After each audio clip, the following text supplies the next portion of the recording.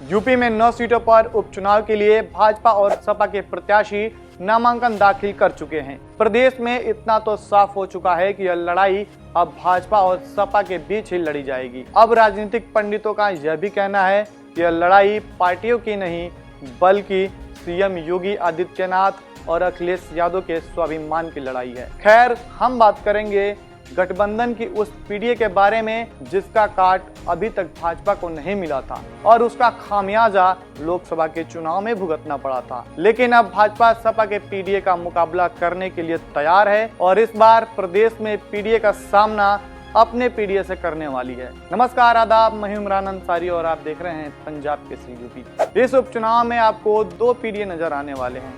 एक वो गठबंधन का पीडीए जिसका पूरा नाम पिछड़ा, दलित और अल्पसंख्यक है और दूसरा पीडीए भाजपा का है। इसका फुल फॉर्म है पिछड़ा, दलित और अगड़ा। भाजपा ने इस पीडीए का आविष्कार यूं ही हवा में नहीं किया है बल्कि इस फार्मूले का परीक्षण हरियाणा के विधानसभा चुनाव में किया और परिणाम आया तो वक्त, हालात, जज्बात सब कुछ एक साथ बदल गया। अब भाजपा अपने पीडीए का इस्तेमाल टिकट बंटवारा हो या देश का कोई भी चुनाव अल्पसंख्यक को छोड़कर पिछड़े, दलित और अगड़ा पर अपना फोकस कर रही है। इस उपचुनाव में सपा और भाजपा ने जिस हिसाब से टिकट का बंटवारा किया है उसी से साफ दिखाई दे रहा है कि किस कदर प्रदेश में पीडीए बनाम पीडीए की लड़ाई चल रही है। पहले सपा के प्रत्याशियों को देख लेते हैं। सपा ने कुल 9 प्रत्याशी उतारे हैं।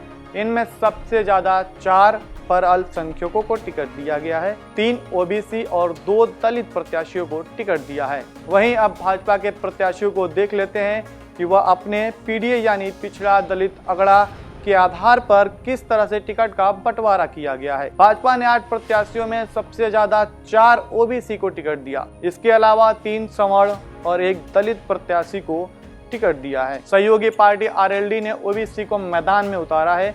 इस तरह देखा जाए तो ओबीसी और दलित पर सपा और भाजपा दोनों ने ही दांव खेला है। सपा ने अल्पसंख्यकों को महत्व दिया है, लेकिन भाजपा को भली भांति पता है कि अल्पसंख्यक वोटर उसके तरफ कभी नहीं जाएंगे। इसलिए बीजेपी ने अल्पसंख्यक की जगह पर अगड़ा यानी सवर्ण को महत्व दिया है। अब सवाल यह है कि प्रदेश में आखिर पीडीए बनाम पीडीए कैसे हो गया, इसकी वजह क्या थी।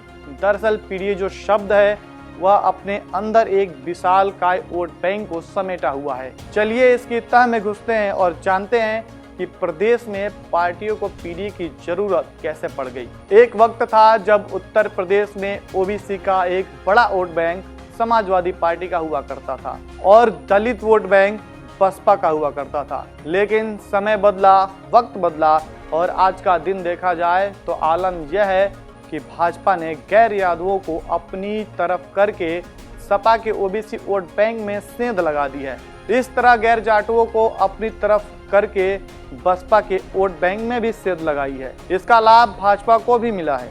अब अपने इन वोटरों को पाने के लिए इंडिया गठबंधन ने फिर से पिछले लोकसभा चुनाव में पीडीए का नारा बुलंद किया। पिछड़े, दलितों और अल्पसंख्यकों को अपनी ओर करने के लिए पीडीए तो नारा दिया ही था, इसके साथ ही सपा ने संविधान और जाति जनगणना जैसे मुद्दों को भी उठाया और उसका परिणाम सबके सामने था।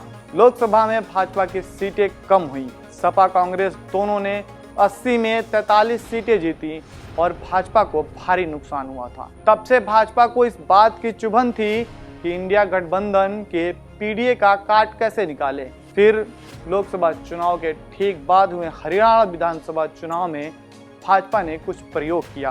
भाजपा को लगा कि जाट वोटर उससे कुछ नाराज हैं और अल्पसंख्यक इंडिया का वोट बैंक है।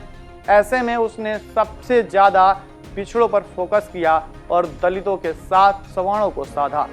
वहां की बड़ी जीत के बाद अब भाजपा यूपी में ओबीसी, दलित और अगड़े प्रत्याशी उतारकर पीडीए की काट पीडीए से करने की कोशिश की है। नमस्कार, हमें दीजिए इजाजत और कमेंट बॉक्स में बताइए इस बार किसका पीडीए कमाल करने वाला है।